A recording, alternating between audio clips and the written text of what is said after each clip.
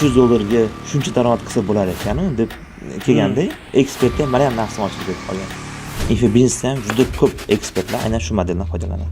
Общий kursni sotib olganlarning ichidan 3%gina kursni oxirigacha yetib borar ekan. Abror Ahmedov SMM bo'yicha haligacha ishlatgan olmasa masalan umrbodli shartnoma. Ko'pincha prodyuser ham ekspert ham ba'zi holatda muvaffaqiyatsiz bo'lishining sababi produktga ishonmaydi. Content marketing shaxsiy brendni rivojlantirish uchun qurilgan. Odamlar hozir просто shaxsiy brend deganda shunchaki blogga chiqib content qo'yish uchun. Endi bepul darsi foydali tarafi ko'proq. Nima degani? O'sha insonni bepul darsga kirib, u inson haqida bilib olishingiz mumkin. Voy, maza qildim to'g'risi. Juda ham men kutganimdan bir 10 barobar oshiqroq narsa oldim. Assalomu alaykum hammaga. Sizlar bilan marketing bo'yicha podkastlarimizni davom ettiramiz. Bugungi mehmonimiz Kamron aka Yo'ldoshev, info prodyuser, online edu kompaniyasining asoschisi, online ta'lim yo'nalishidagi tadbirkor. Bugun ular bilan birgalikda online ta'lim biznesi bo'yicha deyarli barcha narsalarni ko'rib chiqamiz. Assalomu alaykum. Assalomu alaykum. Taklif uchun rahmat avvalambor. Xursandman aka kelganingizga. Bo'lmasam podkastimizni boshlashdan oldin suhbatni bunday kirishib olish uchun qiziq bir o'yin tashkil qilganman. To есть qiziq savol nomi bo'ladi. Shart shunaqaki, zapusk qilishingiz kerak bo'lsa, faqat bitta xodimni olib qolishingiz kerak. Kimni olib qolgan bo'lardingiz? Hozir o'yin shartimi bu? Ha, bu shartini eshitasiz. Men sizga ikkita variant beraman, siz bittasini tanlaysiz. Oxirida kim yutib chiqqanini aniqlaymiz. Ya'ni eng kerakli xodimni aniqlab olamiz. Ismini aytishim kerakmi? Yo'q, men lavozimini aytaman, siz tanlaysiz. Bunisi. Xo'p, bo'lmasa boshlayveramiz. Zapusk qilishingiz kerak bo'lsa, faqat bitta xodimni olib qolishingiz kerak. Kimni olib qolasiz? Content manager yoki proyekt manager? Proyekt manager. Proyekt manager yoki mobilograf? Proyekt manager. Proyekt manager yoki targetolog? Targetolog. Targetolog yoki dizayner? Targetolog. Targetolog yoki web dasturchi? Targetolog. Targetolog yoki sotuvchi? Sotuvchi. Sotuvchi yoki metodolog? Metodolog. Metodolog yoki videograf? Metodolog. Metodolog yoki montajyor? Ancha metodolog to'xtaymiz.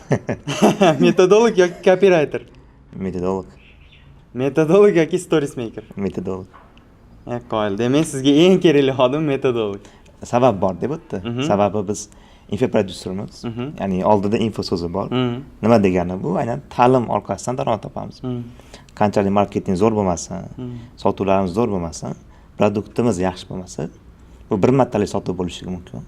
Yoki o'sha bir martalik ham bo'lmasligi mumkin. Ya'ni shu kurs tugallamay qolishi mumkin. Endi biz va'damiz nimadan iborat deganda, insonlarga ta'lim berishni va'da qilib sotamiz. To'g'rimi? Sotuvchi zo'r bo'lsin, marketolog zo'r bo'lsin, lekin metodologiya zo'r bo'lmasa, siz va'dangizni tura olmay qolishingiz mumkin. Ya'ni bu ham inson garchi jihatlarmi, ham marketing taraflama olib qaraysiz ham. Birinchi patogingiz zo'r bo'ldi, kursingiz zo'r, keyingi patokda balki reklamangiz ham balki kerak bo'lmay qolishi mumkin.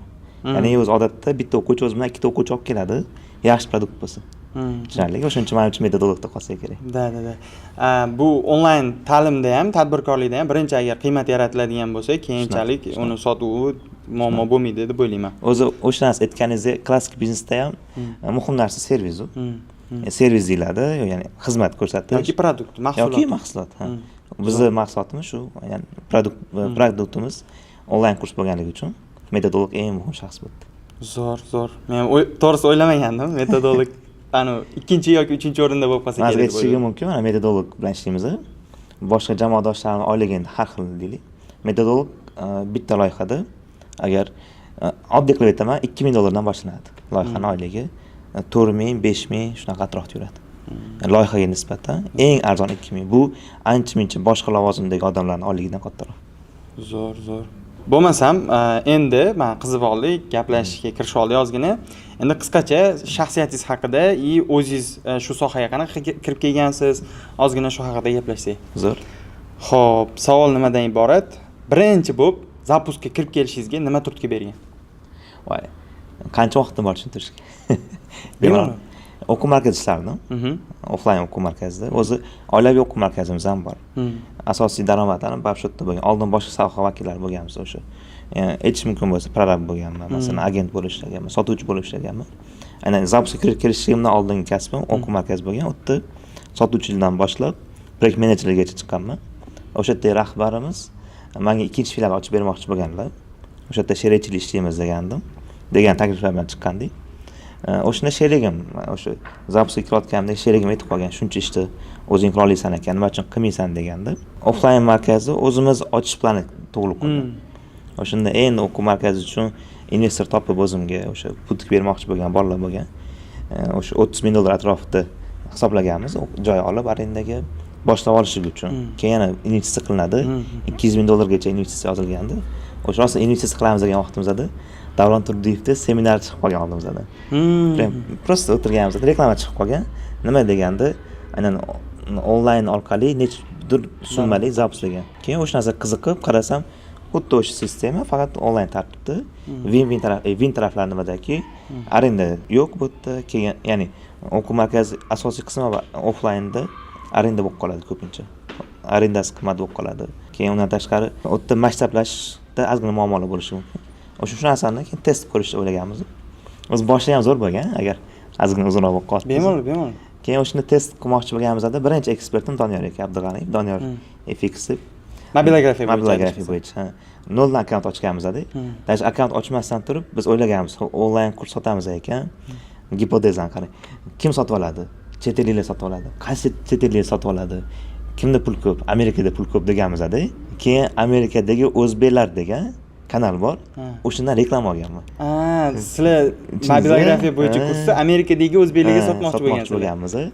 O'sha yerda reklama tekst yozib, video olib turib, o'sha reklamaga tashlab ko'rganmiz. Keyin qarab o'sha kim nima qildi degan narsa o'zimiz kuzatuv bo'yicha keyin o'sha kanalga tortar ekan, o'sha yerda efir o'tar ekan deganmizda, xuddi o'sha tartibda biz ham kanalga olib o'tganmiz. Progress tushuncham yo'q hali. Hech narsani tushunmaysizlar, prosta gipotezadan kelib chiqib qilasizlar. Tashlayapmi, ma'lumot tashlayapmi. Efirim ham Zoomda bo'lgan. Zoomga kirish kerak odamlar. Kirishgan. Adashmasam birinchi marta o'sha test, ya'ni mana offlayn ochmoqchisiz, lekin bunaqa taklif chiqyapti, ya'ni variant chiqyapti. Sразу o'tib ketmaysiz. O'shaning uchun $300 tikib test ko'rganmiz. Ya'ni buni to'xtab turibdi, ham planda turibdi, lekin buni ham test ko'rishligi $300 tikilgan. O'sha vaqtdagi kursimiz ham 3 million so'm edi. Bu 2023 da bosh adashmasam. Aniq oy esimda yo'q. Demak, o'sha vaqtda $300 tikib trafik olib kirganmiz, ko'p ham emas. Keyin efir qilganmiz. Efir o'zida aniq raqamlar esimda yo'q, lekin o'sha vaqtdagi gapimiz esimda. $300 ga shuncha daromad qilsa bo'lar ekan-ku deb kelganda, keyin o'quvchilar dars bekor qilganmiz. Nimaga deganda, ekspert ham meni ham nafsim ochilib ketib qolgan. Shuncha pul tikib shuncha obrat qilsa bo'lar ekan. Keyin nima uchun ko'proq pul tikmaymiz deganmiz-da. O'sha patok dars bo'lmagan. Pullarni olmaganmiz. Keyin sразу keyingisi $1,500 pul tikib turib, endi aytish mumkin bo'lsa 10 mingdan ko'proq pul tushirib, keyin sразу shuni kirib ketib qolganmiz kunimizda. Shundan boshlanib ketib qolgan, keyin o'sha tushirgan pulimizga keyin to'liq shu yerga fokus qaratib, jamoat to'plab, bu bo'yicha o'qib, kurs olib, keyin shu sohada qolib ketdik. Zo'r. Men zapuska qanaqa kirib kelishingizni bilib oldik. Hozir nima ustida ishlayapsiz? Mana imенно, ya'ni demoqchi bo'lgan narsam, hozir kirib kelishingizni bildik, qanaqa kirib kelgansiz, onlayn daromad. Endi hozir qanaqa ishlar bilan shug'ullanyapsiz? To'g'risini aytaman, har xil planlar bo'ladi, lekin men uchun katta ehtimol bilan qilayotgan ishimizni yaxshilaymiz xolos. Katta ehtimol. Ya'ni kelajakga aniq rejam yo'q. Lekin hozirgi fokusimiz nima? Aynan infobiznes onlayn tanladikmi? Shunisi ishlayapmiz. Menimcha kecha storiesga ham qo'ygandim. Abror aka Ahmedov bilan ishlayman, ularning prodyuseriman. Nima qilyapmiz? Asosiy fokusimiz produktimizni rivojlantirishda faqat. O'shuning uchun ham metodologik birinchi o'rinda. Nima deganda, mana yaqinda qilgan yengilliklarimizdan o'zimiz uchun mana dasturchilar bilan gaplashib, 6 oydan ko'proq vaqt ketdi. Platforma yasattirdik. Ya'ni u narsa o'zi hamma uchun aslida, lekin birinchi klient bizmiz. Biz VIP klient sifatida qaraladi. Biz xohlaganday platforma bo'ldi. Qanaqa degandaki, oldin har xil Telegramda boshqa dars tashlardi, keyin GetCourse o'tdi, kirishlik sal qiyinroq o'tdi, Gmail bo'lishi kerak, serverlari bizda emas. O'shuning uchun shunchaki telefon raqamlarini kiradigan qilib, to'liq xavfsiz, ichida gamifikatsiyalar bor. Endi keyinchalik qo'shdi, ya'ni bu o'tgan patokda ham bor edi. Moduldan modulga o'tishga test topshirib o'tadigan, to'liq analitika. Yaqin yangilik qo'shdik. To'liq kursimizni konspekt kitobi bor. Video dars bor, bu yerda konspekt bor. Adashmasam kecha chiqardinglar uni. Uni chiqarib tayyor olib kelib qo'yganmiz. Keyin workbooklari bor. Uyushtiriladi, o'sha yerda o'zi yozib ketadi. Ya'ni nima demoqchimanki, onlayn darslarimizni odamlarning mindsetini o'zgartirmoqchiman. Qanaqa? Ko'pincha shunaqa onlayn dars deganda faqat video ko'rinadi. Yo'q, bu to'laqonli bir dastur. To'g'ri, natija chiqishi mumkin bo'lgan to'laqonli dastur. O'shunisi ishlayapmiz. Ya'ni shunaqa tushuncha bor-da bizda. Asosiy rizqimiz shu yerdan, asosiy nima desa bo'ladi, barakamiz shu yerdan. Shuni o'zini rivojlantirishimiz kerak. Xo'p, bo'lmasam, bu o'zi zapus haqida ham общий anaqalar bor, hali savollar davom etadi. O'zingizni ishingizda eng yoqadigan jihatlar qaysi? Ya'ni ishingizni ichida yoqadigan narsalar nima? Aynan texnik taraflarmi? Texnik taraflama, hayot taraflama, ishingiz hayotingizga qanchalik ta'sir qilgan, o'sha ta'sir qilgan narsalarning jihatlari sizga qaysi birlari yoqadi ko'p? O'zi bunday narsa-da, biz ko'pincha uni qotgan ishlarimiz maqsadlarimizga bog'liq. Maqsadlar bo'lsa, umumiy missiyamizga olib borishi kerak. Endi nima demoqchiman?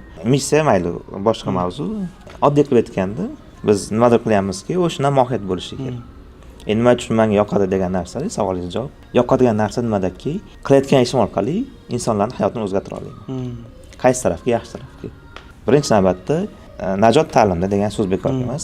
Faqat ularni ta'lim orqali yaxshilashimiz mumkin. Va bitta vaqtda o'zi minglab insonlarga ta'sir qila olaman. Bu narsa mana bugungi maqsadim bo'lsa, umumiy missiyaga ham bog'liq. Ya'ni men xohlardim shu narsani, masalan, avvalambor Alloh qodir qilsin shu narsaga. Qanaqa o'lishimdan oldin orqaga shuni qarasam, backgroundga qarasam, umrim davomida aytaylik millionlab insonlarni hayotini o'zgartirishiga sabab bo'ldi. Men o'zi kurslaringizni ko'rganman, juda ko'pi odamlarga o'zi deyarli 100% ham bo'lsa kerak, daromad olib kelish bo'yicha kurslar hammasi. Shunaqa. Endi asosiy nishalashib olganimizda shu nishadamiz. Nimaga? Bo'lib ham zamonaviy. Shunaqa. Endi nimaga deganda, bunday narsada, o'zi aslida talabdan kelib chiqadi bu narsa. Talabdan kelib chiqib turib berilayotgan taklif. Lekin bizda birinchi filtr har doim aynan nishada. Qaysi nishada ishlasa bo'ladi. O'zim ishlamaydigan nishalarim bor. Masalan, umuman daromad deganda ishlamaydigan nishamiz bor. Mana hech qanaqa bir masalan, samimiy fikr, shunaqa narsa emas. Masalan, tradingga kirmayman. Masalan, daromad, lekin kirmayman. Nimaga deganda, zo'r kasb, zamonaviy kasb, masalan, lekin har doim mana shu tushunchada doim natija faqatgina texnik bilimga ega emas. Shu orqali kimdirga jabrga bo'lib qolishni xohlamayman. O'shuncha bu sohaga kirilmaydi. Tushundingizmi? O'shuncha birinchi narsa nisha bizada maqsad nimaki? Insonlarning hayotini yaxshilash. Zo'r. Kamron aka, men sizlarni kuzatib boraman. Zapusklar qilasizlar, ekologik hammasi, bo'lib ham daromadga to'g'ridan-to'g'ri ta'sir qiladigan, odamlar hayotini o'zgartiradigan kurslar. Mobilografiya, SMM shu narsalar haqida kurs qilasizlar. Mana shu kurslarni qilayotganda, ya'ni zapusklar jarayoni haqida bunday to'liqroq ozgina aytib bersangiz, keyin yana boshqa savollar ham bor edi. Aynan nimasi haqida jarayon? Zapuskni mana misol uchun odamlar qanaqa qabul qilayotdi oldin, endi hozir ularga qanaqa munosabat? Oldin hate ko'proq edi-da, men bilishim bo'yicha. Qarang, zapusk shu narsaki, marketingda bitta instrumentdir. Ya'ni ko'p yo'llar bilan sotsa bo'ladi. Endi zapusk modeli shunaqa modelki, men to'g'ri qo'rqaman ba'zida. Mashinaga qo'lga tushib qolsa, juda qattiq instrument. Ya'ni nima desam, odam aldash oson. Tushundingizmi? Nimaga deganda, u emotsiya bilan o'ynashadi o'tda ko'pchilik. To'g'rimi? Defizitlar bor, to'g'rimi? Ya'ni nima ajitashlar ushlaymiz. Bu modeldan lekin dunyoga qaraydigan bo'lsangiz, katta brendlar ishlatadi. Rolex ishlatadi, masalan, Hermes ishlatadi, to'g'rimi? Apple ishlatadi. Yani ko'pchilik ishlatadi bu modellar. Ya'ni undan tashqari infobiznesda ham juda ko'p ekspertlar aynan shu modeldan foydalanadi. Xususiy maktablar ishlatyapti bu narsani. Aslida yomon texnologiya emas, lekin nima uchun boshida hit bo'ldi, zapuskga nisbatan orada bo'ldi. Bitta ikkita, ya'ni ekologik bo'lmagan yoki da umuman ekspert bo'lmagan insonlar aynan zapusk qilishdi va ketidan hitlar chiqish boshladi. Va shu sababli to'xtatildi. O'zimizda ham bo'lgan, karyeramizda ba'zi ekspertlarga ishonib ish boshlaymiz, lekin ekspertlik unaqa zo'r bo'lmaydi. Biz test qilganimizda qanaqa test? Olgan loyihasi, natija qaraymiz, lekin aslida va'dasini bajara olmay qoladi. Loyihani to'xtatamiz. Bu ortiqcha gap so'zsiz. Nima demoqchiman? Sotishlik oson. O'shuning uchun ba'zida shunaqa odamlar nima desam, foydalanganligi uchun hate bo'lib ketib qoldi. Lekin shu yerda shunaqa narsaki, istalgan soha borki, ichida negativ bo'ladi. Istalgan soha bo'ladiki, ichida mashinika bor, to'g'rimi? To'g'ri. Hamma sohada bor. Hamma sohada bor. Lekin ta'limda upor katta bo'lib ketganligi uchun, aynan auditoriya katta bo'lib ketganligi uchun ba'zida shunaqa o'ylashni boshlagan. Lekin boshqa narsa, ikkinchi tarafdan olib bo'lsangiz, ta'lim yildan-yilga raqam o'sib boryapti. Hozir aniq raqamni bilmayman, lekin karrasga o'syapti. Nima degani? Talab oshyapti. Insonlar to'liq o'rganyapti. Uni olib qarasiz zo'r narsa-da. Offline ta'lim har doim ishlagan, odamlar foydalanligini biladi. To'g'rimi? Borsiz foydali. Lekin e'tibor bersangiz, offline'da ustoz deyarli har doim bitta narsani takrorlaydi. Doskada bir xil narsa yoziladi, uyshi bir xil. Nima uchun shuni onlayn qilib qo'yish kerak emas? Doskaga qaragandan ko'ra telefonga qaraydi. Kamida o'sha borib keladigan energiyasini, vaqtini tejab qoladi. Boshqa narsaga sarf tushunarli? Ki ancha arzon offlayn qaraganda moddiy tarafni tejab qoladi. Ichida kurator bo'lgandan keyin, bizda masalan har doim kurator bor. To'liq platforma bo'lgandan keyin, kitoblarga yetkazib berayotgandan keyin menimcha bu ancha vigitni bo'lsa kerak, chim unga qaraganda. Lekin nima demoqchiman, savol nima dediki, o'sha boshida endi baribir sohaga yangi kirgandan keyin ko'pchilik natija chiqolmaganlar, boshqalar hit qilgan bo'lishi mumkin, lekin umumiy dunyo muqoyisa qilib qarasangiz, natija chiqish koeffitsiyenti o'zi oz, aslida oz. Ya'ni bunday yana misolda, ko'rayotganlar ham menimcha tasdiqlasa kerak, juda ko'pchilik ingliz tilini o'rganishni boshlaydi. Masalan, siz ham boshlagandirsiz balki. Lekin hammani aylisi yo'q. To'g'rimi? Hammani aylisi yo'q. Tushundingizmi? Ko'pchilik sportga chiqishni boshlaydi, lekin hamma sportsmen emas. Ta'limda ham ba'zi shunaqa narsada hamma boshlaydi, lekin faqatgina dastur uchun emas, o'zidagi disiplina uchun, to'g'rimi? Yoki umumiy maqsadlardan kelib chiqib turib, natija chiqishda qiyin bo'lib qoladi. Va shu holatda boshida shunaqa narsa bo'ldi, natija chiqolmaganlar. Menda inshaalloh unaqa, Xudoga shukr, jamchalik bizda unaqa yo'q, Xudoga shukr. Ya'ni unaqa heytlar, boshqa narsa yo'q. Bizda ishlayotgan ekspertlarda. Lekin shunaqa narsa bo'ldi, boshida natija chiqolmaganlar faqatgina dasturni ayb qidirishdi. Tushundingizmi? O'zidan ayb qidirmaydi. Ya'ni yo'nalishni ayb qidirish. Asli unaqa. Divanni aytiriladi. Tushundingizmi? O'zi men dunyo miqyosida ham olganda Udemy platforma bor, bilasiz? Coursera bor. Udemy'ni aniq raqamlarida общий kursni sotib olganlarning ichidan 3% gina kursni oxirigacha yetib borar ekan. MPS 3%.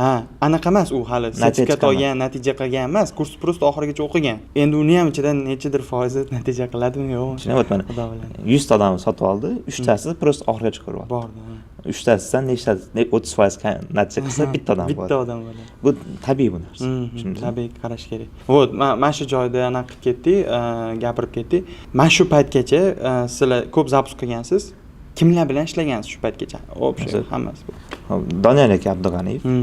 Mobilografiya birinchi ekspertimiz. Ular 0 akkaunt ochganmiz. 1,5 yilcha ishladik. Keyin Barno dietolog bor, Barno Suleymanova. O'zi Doniyor aka ham sohada top ekspertlardan biri. Biz ishlagan vaqtimizda ham 7 yil tajribasi bor edi. Juda 60 ga yaqin loyihalari bor. Bu hammasi top. Ichida Beeline ham bor, boshqa yoshlar agentligidek ko'p loyihalar masalan deb. O'zbekistonda ko'pchilik taniydigan brendlar bilan ishlagan inson edi. O'shalarni ekspertligiga ishonib olib chiqdik. Zo'r bo'ldi. Natija chiqqanlar bor, moshina sotib olganlar bor o'quvchilar orasida. O'zim kecha ham yozdi bitta o'quvchi. Doniyor akada u 1 yil oldin o'qitgan bolalar, haligacha yozib turadi. Rahmat aytadi. Barno dietolog bilan ishlaganmiz. Ular bilan ozdirish bo'yicha qilgandik. Ular ham sohada top ekspert, rostdan ham shifokor taraflama ham, insoniy taraflama ham, case taraflama ham top haqiqatdan. Adashmasam o'zlarida ham case qilganlar. O'zlari ham oldin vaznini katta bo'lgan, keyinchalik ozgan. Necha 20 kiloga, 25 kiloga tashlaganlar. Aniq raqam esidan chiqib qoldi. O'zi ko'pchilik mana misol uchun qilishni o'rgatadigan odamlar bor, lekin o'zida amal qilmaydi. Opada adashmasam. Opa bilan ishlaganimiz ham sabab nimada?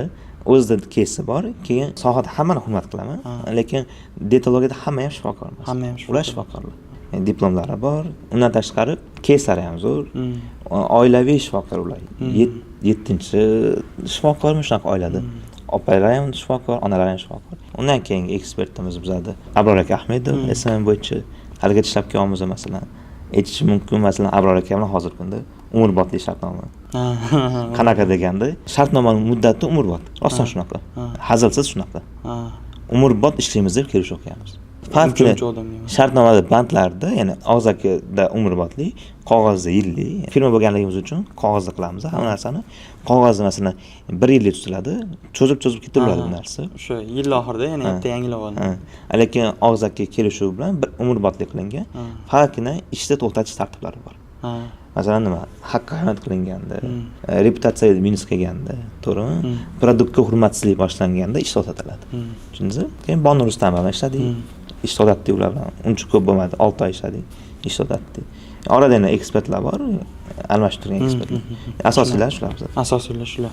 Endi mana hozir biz ko'rib turgan nima deydi, umuman mavzudan tashqaridagi odamlar uchun qismlarni gapirib oldik. Endi imенно sohani ichidagi odamlar uchun foydali bo'ladi deb o'ylayman bu tomonni. Muvaffaqiyatli, ya'ni misol uchun foydaga chiqqan, o'zini bemalol qoplagan zapuskda strategiyasi o'zi qanaqa bo'ladi bunday? Zo'r. Qarang, strategiya o'zi aslida deyarli hammada bir xil. Ya'ni strategiya haqida gaplashadigan bo'lsak, shu masalan, nima trafik olib kirishlik, ya'ni umumiy tepadan qaraganda shu. Umumiy tepadan. Endi nimalarga e'tibor berish kerak degan narsa. So'zimiz boshli narsa, podkast boshli narsa, produkt. produkt. Zo'r. Nima uchun endi keyin shu narsani tahlillasa qanaqa bo'ladi? Ko'pincha men e'tibor beraman. O'zimda ham shu narsa kuzatilardi. Ya'ni qaraganimda atrofda analiz qilganim shu narsani e'tibor berardim. Nima deganda, ko'pincha prodyuser ham, ekspert ham ba'zi holatda muvaffaqiyatsiz bo'lishining sababi produktga ishonmaydi. Endi produktga ishongan holatda nima bo'ladi degan narsa. Mana siz produktingiz bor, ekspert produktga 100% ishonadi. Endi birinchi narsa, produkt haqida gapirishga uyalmaydi. Umuman uyalmaydi. Webinar payti sotishga ham uyalmaydi. Olmasang shunchaki ahmoqsan degan paytga turib oladi. Chunki ishonch 100% bo'lib ketib qoladi. Endi webinar uyalmagandan keyin target olayotgan vaqtda nima uchun target olayotganligini biladi. Chunki target olayotgan vaqtda nima uchun olayotganini biladi.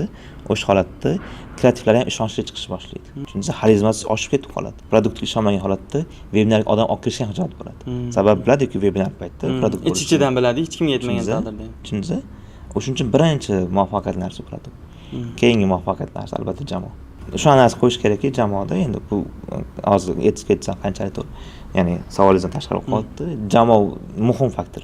Hamma hozir Xudoga shukr nechta zapis qilgan bo'lsak, ana hisoblayotganim 27 tani webinar o'tkazibmiz. Shunaqa ekspert topish bilan ekspertlar bilan ishlash uchun, ya'ni yangi mana sohaga kirib kelayotganlar kuzatadi endi marketing, SMM dan zapuskka o'tmoqchi bo'lgan yoki performansdan mana shu sohaga kirmoqchi bo'lganlar ko'radi. Shular uchun foydali bo'ladi menimcha bu savol. Ekspertni tanlayotganda nimalarga e'tibor berish kerak o'zi eng ключевой joylar?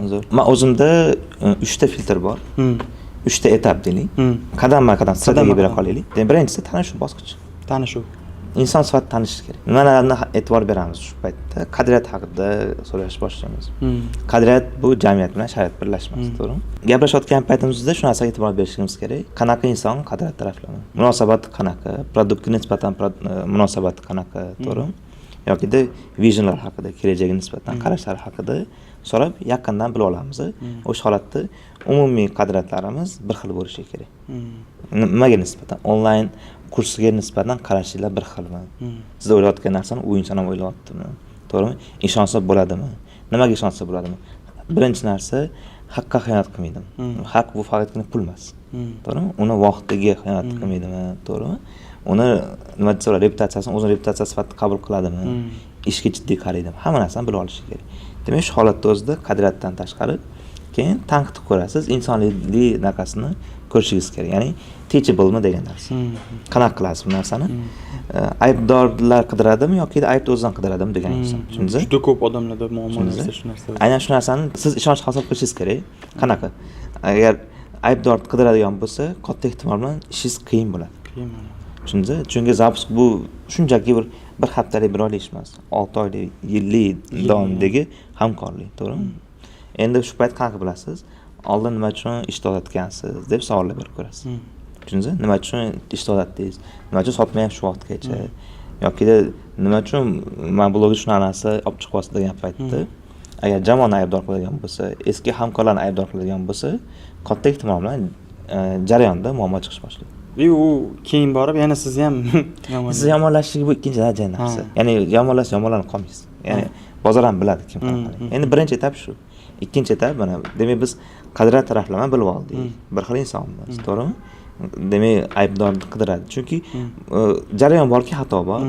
O stress, zapus stress, ozmi ko'pmi stress bo'ladi. O'sha vaqtda hamkoringiz yana stress bersa yoqimsiz. Ya'ni ikkinchi bosqich nimadaki, bu yerda endi analiz boshlaysiz. Analiz, job subidan kasb, ya'ni soha mutaxassislari bilsa kerak. Demak, sizning gipotezalaringiz tushadimi? Siz qilmoqchi bo'lgan produktingizga talab bormi o'zi? Odamlar bu inson shuni qabul qiladimi? Analizgacha SWOT produkt qilsangiz bo'ladi. SWOT analizlar bor, to'g'rimi? Ya'ni produktni solishtirib ko'rasiz boshqalar bilan. Keyin kirib ko'rasiz. Kursiga analiz deb umumiy aytayapman. Demak, to'liq analiz qilasiz. O'zi bir 2 haftacha vaqt ketadi bu narsaga. Demak, siz ekspertni blogini, pozitsiyasini, produktni hammasini analiz qilishingiz kerak. O'sha holatda analizdan chiqargan xulosalaringiz bo'yicha 3-bosqich endi bu yerda dekompozitsiya fin model. Qanaqa degani? Siz primenda bildingiz, nima og'riqlari bor, odam nima xohlayapti, produktni ustunliklarini bilyapsiz, ekspert ustunliklarini bilyapsiz, narxlar psixologiyasi bo'yicha taxminan narx qo'yapsiz. Ya'ni aniq raqam emas, taxmin raqam qo'yapsiz va aktivlari aniq sizda. Blokdagi aktivlari aytaylik, tikilmoqchi bo'lgan investitsiyalar aniq va shu bo'yicha dekompozitsiya ko'riladi. Primerni qancha sotsa bo'ladi. Va fin modelga tashlaysiz. Fin model qanaqaki? Bo'li termin bilan aytayapman. Bu hamma so'zlarni YouTube'ga yozsa chiqadi nimaligini. Endi sohadagilar tushunadi. Tushunadi. Fin modelida nima? Istalgan ish birinchi narsa bu jamiyatga foyda berishlik bo'lsa, ikkinchi oldidagi narsa bu baribir daromad. Agar siz daromad olib tashlasangiz, shunchaki foyda bermaysiz insonlarga. Tushundingizmi?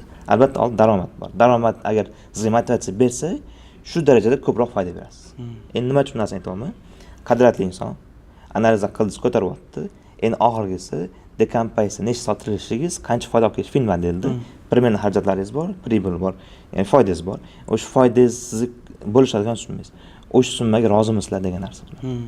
Ikkala tomon ham rozimi yo'qmi? Ya'ni qoniqtiradimi degan narsa. Eng o'sha paytda e'tibor berishimiz kerak bo'lgan narsa minimum foyda, maksimal xarajatga tayyor bo'lishligi kerak. O'sha holatda keyin hammasi o'tgandan keyin o'tirib shartnomani yozish boshlasa bo'ladi. Tushundingizmi? Shoshmaslik kerak. Sababi boya aytganimdek bu bir martalik loyiha emas. Mana siz asosiy ishingiz birinchi zapuskda bo'lib qoladi. Produkt tayyorlaysiz, analiz qilasiz, juda ko'p energiyangizni oladi. Keyingi zapuskdan zapuskga har yangi sotib ochilguncha sizda jamoa ham tayyor bo'lib qoladi. Produkt ham tayyor bo'lib qoladi, ekspert ham tayyor bo'lib qoladi. Har safar sotganingiz sari nomingiz chiqish boshlanadi ekspert sifatida. Tushundingizmi? Agar siz birinchisi yo mayli deb boshlab borishingiz va ko'z yetmagan holatda boshlab borsangiz, har safar yangi ekspert bilan ish boshlashga olib kelib qo'yadi. O'shuning uchun shoshmaslikni tavsiya qilaman. Odatda bu narsa bir oygacha cho'ziladi. Mana birinchisi tanishish bosqichida o'zi bir 10 kun ketishiga mumkin. Odamlar bir-birini kuzatish boshlaydi, feedback so'raydi. Keyin analiz holatidan 2 hafta vaqt ketyapti. Keyin oxirida dekompaysa tushyapti. Ko'taradi. Qo'polib ketganda naqsiz ko'taradimi? Shuncha pulga, shuncha ishlashga rozimisiz ishlashga keyin ish boshlash kerak. Tushundingizmi? Hozir ko'pchilik produserlarning xatosi ham shunda-da. Yangi boshlayotganlar. Yangi boshlaganlar o'sha hisoblamaydi uni yoki bilmaydi yokida to'g'ri hisoblolmaydi. Ba'zi ular xato deb o'zim tarafdan aytaman. Xato emas bo'lishi ham mumkin. Lekin nima uchun aytamanki, bugun foyda olib keladi. Lekin asosiy ishingiz yangi ekspert bilan boshlanib ketish kerak emas. Lekin yangi boshlayotganlar nima qiladiki, men ko'pincha gaplashganimda bitta qilib ko'ring, o'rganib olaman degan narsa bor.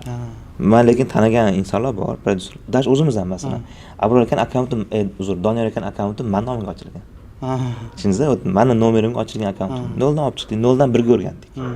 U ham ekspert sifatida o'sdi, men ham produser sifatida o'sdim. To'g'ri, boshqa kichkina summalar bo'ldi, lekin 1 yilda 0 dan ochib turib $100,000 zaps qilamiz. 10 mingdan boshlab. Qoplagan uchun qildik oxirigacha. Yaxshi pullar qoldi. Abror Doniyor aka mashina oldilar. Masalan, ya'ni nima demoqchimanki, 0 dan boshlasa ham bo'ladi shunaqa qilib. Tushundingizmi? Doniyor aka bilan biz eski tanishlarmiz-da, o'quv markazida birga ishlagan insonmiz. Umumiy mavzuyimiz bir xil. U menga ishonadi, men unga ishonaman. Tushundingizmi? Hozir ham ertaga birga dacha chiqishimiz mumkin. Ertaga dacha chiqamiz. Bugun sana bo'yicha bo'lsa, ertaga nima demoqchimanki, o'sha holatda birga o'samiz. Lekin yangi boshlayotganlar nima qiladi ko'pincha? Ekspertga chidab qo'yaman deydi, chidayman deydi. Begona odam bo'ladi u ekspertdan. Xarakterga chidayman degan narsa bo'lib qoladi. Tushundingizmi? Lekin bu chidolmaydi va. Agar sherik bo'lmasa, o'rtoq bo'lmasa chidolmaydi boshqa. Shuning uchun mana 3 ta qadam muhim. Qadriyat, ikkinchisi analiz, uchinchisi dekompaysa film model. Mana hozir как раз anaqa dedingiz, shaxsiy brendni o'sha akkauntni 0 dan ochib anaqa boshlaganmiz deyapsizlar-ku. Mana shu narsada, misol uchun mana zapusklarda o'zi shaxsiy brend bilan content marketing, ya'ni o'sha davomiy kontentlar qo'yib borish, bu narsani pozitsiyasi o'zi qay darajada muhim? Shaxsiy brend muhim. Birinchi o'zi qani, content marketing shaxsiy brendni rivojlantirish uchun quriladi. Odamlar hozir просто shaxsiy brend deganda shunchaki blogga chiqib kontent qo'yishni tushunishyapti. Prosmotr tushunyapti. Men ismini aytmayman, masalan. Hech kim ismini aytmayman, lekin hozir holatda mana kuzatayotganda bilsa, shunchaki SMM deb qidirsanglar, 100,000 podpisчиgi bor, 200,000 podpisчиgi bor, 1 millionlik podpisчилari ham bor. Lekin ismini birinchi marta o'qib qo'ysiz. Tushundingizmi? Men ko'rganman. O'sha unaqalar ko'p, tushundingizmi? Unaqalar qanaqa kontent ishlaydi? Wikipedia bo'lib ketgan bu. Tushundingizmi? Va shunaqa holatlar bor, masalan, chiqib turib, endi men kimgadir to'g'ridan to'g'ri bo'lib qolishi mumkin, shunchaki faktlar sanab berishadi. Ya'ni eng boy inson shuncha puli bor, shunaqa. Bu shaxsiy brend emas. Shaxsiy brend. Просто просмотр. Endi shaxsiy brend nima degani? Hammani o'zining shaxsiy brendi bor. Tushundingizmi? Masalan, o'zimdan kelib chiqagan aytgan bo'lsam, men blogimda ko'p odam yo'q. 2300 ta odam bor. Masalan, 10 mingtaga ham chiqmagan. Prosmotrlar unaqa ko'p emas, lekin sohadagilar taniydi. Bu meni shaxsiy brend. Tushundingizmi? Blog orqali emas, eshitib tanishadi. Men aytmayman, zo'r taniydi demayman. Shunchaki taniydi. Men blogim bo'lmasa ham taniyman. Lekin men aynan shaxsiy brendimni yana ham tanitmoqchi bo'lgan paytimda content marketing ishlab tushiraman. Bu instrument bo'lib keladi. Tushundingizmi? Ko'proq odam. Endi maqsad nima ediki, shaxsiy brendni rivojlantirish. Tushundingizmi? Shaxsiy brend mana aytaman sizga, Amir Temurda ham borda. Alisher Navoiyda ham bor. Kitoblar orqali yetib kelgan, og'izdan og'izga o'tib kelgan. O'zi har doim bu instrument ishlagan. Ya'ni og'zaki bo'lgan, keyinchalik gazetalarga chiqish boshladi. Odamlar Forbesga chiqishga harakat qilishdi, to'g'rimi? Keyin radioga chiqishdi, keyin televideniyega chiqishdi.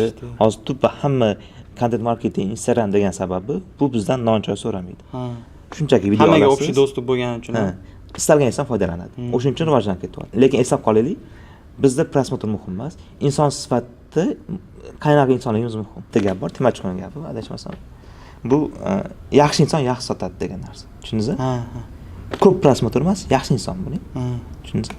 Soha vakilidan tanishib boshlaysiz. O'zi shaxsiy brend deb bitta zo'r qoidasi bor.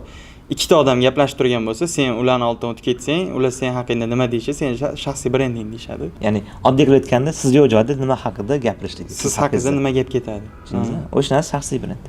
Lekin men aytmayman, bittasini ushlatib shunga fokus qarating demayman. Shaxsiy brendingiz ustida o'zingiz ishlaysiz. Ya'ni hech kim ishlab bermaydi. O'zingiz кейslaringizni yaxshi qilib olib ketaverasiz. Кейslaringiz siz haqida gapiradi. Jamoaga nisbatan, umuman hamkorlaringizga nisbatan, umuman bozorga nisbatan munosabatingiz sizni hurmatingizni oshirib beradi. Shu narsa ishlab ketaverasiz. Shu bilan birgalikda tanilmoqchi bo'lsangiz, content marketing ishlatib ketaverasiz. Men o'zimning keysimni gapirib chiqsam 100 ta insonga gapiraman-da. Lekin Instagram chiqsam 1000 ta insonga gapiraman. O'sha narsa asos bo'lib xizmat qilib beradi-da, sotib olayotganda ham oxirida. O'shuning uchun muhim narsa, bu yerda eng muhim narsa, aynan content marketing va shaxsiy brendda shaxsiyat. Shaxsiyat. Tushundingizmi? Bekorga emas mana Instagram chiqsangiz oila haqida kontentlar uchib ketadi, boshqa. Odamlarga shaxsiyat zo'roq. ChatGPT bilan nima farqi bor? Eng sassutiman deb sayyorda uchib ketaveradi, emasmi? Prosta tanib qo'ydi. Nima keyin? Xo'p, nima? Tushundingizmi? Ya'ni shu content marketing shu narsa bor.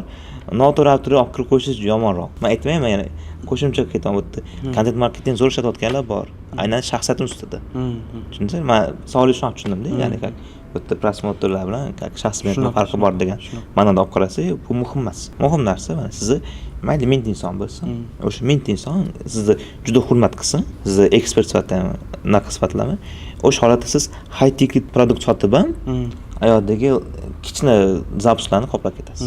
Ko'proq ishonganligi uchun ko'proq produkt sotasiz. LTVs baland bo'ladi ular bilan. Muhim narsa shu. Shaxsiyatingiz. Zo'r. Endi mana shu joyda mana shaxsiyat haqida, o'sha odamning imini o'zi qanaqa bo'lishi kerakligi haqida gaplashdik-da. Endi zapusklardagi bunga teskari bo'lgan joyi bor, ya'ni trafik olib kirish. Targetdan trafik olib kirish bo'limi bor. Ya'ni unda nima bo'ladi? Target yoqib hamma biladi. O'sha webinar yoki o'zini master klassiga odamlarni yig'adi, ya'ni kelinglar, menda shunaqa bepul dars bor degan narsa. Endi shu jarayon haqida zapusklardagi eng muhim qismlardan biri o'zi. Lekin sizlar, ya'ni imенно sizlarning onlayn edu kompaniyalar bu narsalardan qanaqa foydalanadi? Ya'ni imенно qaysi yo'llar bilan, ya'ni qanaqa tochkalar bilan ishlaysiz? Qarang, trafikni ko'pchilik noto'g'ri tushunadi. Bu marketingni free shipping. Ya'ni tekinga berib keyin sotib ol. Bu endi bugun trafikda targetda ommalashyapti. Lekin har doim bo'lgan bu narsa. Ya'ni 100 gacha dastlabki tekin qilib beraman, yo'qsa produktingizni olasiz degan narsalar offerlashganmiz, to'g'rimi? Birinchi 3 haftalik qanaqadir 3 kunlik bepul qanaqadir xizmat foydalangan, yo'qsa keyin davom ettirasan degan xizmat turlari bor, to'g'rimi? Ya'ni har doim free, keyin plus shipping degan narsa har doim bo'lgan. Avval ber, keyin ol. Ya'ni nima degani bu? Oddiy narsa-da, mana odamlar shu narsani ham noto'g'ri tushunishadi. Oddiy qilib aytganda, agar biz o'sha bepul dars olib tashlasak, qanaqa bo'ladiki, odamlar ko'r-ko'rona sotib olishi kerak bo'ladi. Va'daga ishonib sotib olishi kerak bo'ladi. Endi bepul darsni foydali tarafi ko'proq. Nima degani? Birinchi navbatda o'sha insonni bepul darsga kirib, u inson haqida bilib olishingiz mumkin. Eng kamida o'rgatish qobiliyatini bilib olasiz. Tushundingizmi? Qanaqa inson, o'qituvchi sifatida kim bilib olasiz. Yo'qsa keyin pul to'laysiz. Yo'qmas to'lamaysiz. Hech kim sizni majburlamayapti. Даже bepul dars deyilgani bilan bepul dars xarajati o'shunga ketadigan xarajat zapusdagi eng katta xarajatlardan biri. Trafik qimmat, webinar o'tkazish qimmat, studiya, to'g'rimi? Texniklar, o'sha jarayondagi marketing, SEO menejer hamma ishlashlik. Ya'ni production qancha ishlaydi masalanda. Asosiy xarajat o'sha. Lekin odamlarga shunchaki bepulga berasiz, o'rniga hech narsa so'ramayapsiz. Odamlar men ba'zi tushunmay qolaman. Bepul dars oxirida kurs sotasan deydi. Ha, kurs sotadi. Nima qilibdi? Nima qilibdi? Taqdimot boshlanganda shunchaki chiqib ket, bu. Prosta kirma yoki. Ko'pchilik boyagi men savoldan shuni tushundimki, shu yerda shaxsiyat qanchalik degan narsada. Trafik olib kelayotganingizda siz endi ommalashishga harakat qilasiz. Ha, o'sha raqamga ishlanadi ko'proq. Shuning uchun so'radim, shaxsiyatga teskari bo'lishi mumkin. Lekin uni qanaqa qilib to'g'ri yo'lga solsa bo'ladi? Qarang mana, siz trafik olib kelayotganda faqat shaxsiyat ustiga qurilsangiz, avtoringiz kichkinayib ketib qolishi mumkin. Endi trafik paytida ko'proq shu emotsiya ustida ishlaysiz, odamning xohishlar ustida ishlaysiz. Endi va'da berasiz. Shu narsani sirlarini yoki nimadirlar, texnik qadamlar o'rgataman. Bitta vaqt o'zida nechtadir odamga jalb qilasiz. Kanalga qo'shilgandan keyin o'zingiz haqida aytish boshlaysiz. Webinar mavzusi haqida aytish boshlaysiz. Kanaldagilardan efirga kirish konversiyasi aytaylik 10-15-20%. Eng zo'r holatda 20%. 25 ga kanallar bor masalan. Hozir tushib ketyapti bu narsa. Nima demoqchiman? 15%, 20% deylik. Qolgan 80% qani? Yoqmadi просто tushunasizmi? O'sha holatda ham shaxsiyat yoqqanlar kiradi. Tushundingizmi? Bu yerda ham muammo yo'q-da aslida. Bu yerda shaxsiyat ustiga qurilish kerak u narsa degan narsa, ha, shaxsiyat ustiga quriladi. Faqat shaxsiyatni target ochib bersangiz, mana varonka bo'ladi-yu. Varonkani boshi kichik qoladi. Tabiiyki tegan kichkina bo'lib qoladi. Tushundingizmi? O'shuning uchun biz tepasini kattaroq olamiz. Kattaroq auditoriyaga chiqamiz. Keyin proyektlarda o'zingiz tanishtirib, webinar paytida o'zingiz tanishtirasiz. Sizga ixlos qilganlar qoladi siz bilan. Qolgani ichib ketadi. Hammaga birda yoqa olmaysiz. Endi mana trafikni olib kirib oldik. Как webinar qilyapmiz, zapis qilyapmiz-da hozir. Trafikni olib kirib oldik. Endi mana webinar payti webinardan keyingi o'sha dajimlar bor, progreff mavzusi. To'g'ri progreff qanaqa bo'lishi kerak? O'zi ko'pchilik holatlarda ham ko'ramiz, ba'zilar o'ta ortiqcha emotsiyaga o'ynab tashlashadi yoki ortiqcha va'dalar berib tashlashadi. Shu narsani o'zi to'g'ri mezoni qanaqa siz? Qarang, ko'pincha biz masalanda bunday narsa siz do'stingiz aldoldingizmi? Vaziyat qiyinroq, juda qiyin. Dayan do'stingiz aldashingiz qiyinroq, to'g'rimi? Endi do'stlaringiz aldashingiz-chi? Yo, do'stlarni aldayman. Tushunasizmi? Tushunsiz? Bitta inson aldash sal qiyin. Lekin 5-6 odam aldash qiyinroq. Tushunsiz? Endi siz progreff vaqtida yolg'on ishlatyapsizmi? Bitta vaqtda o'zingiz 1000 inson aldayapsiz. 1000 inson bitta vaqtda o'zi aldamayapti. Tushunsiz? Endi bu sizning qadriyatingiz. Dajim vaqtida, xolos progreff vaqtida yolg'on ishlatyapsizmi?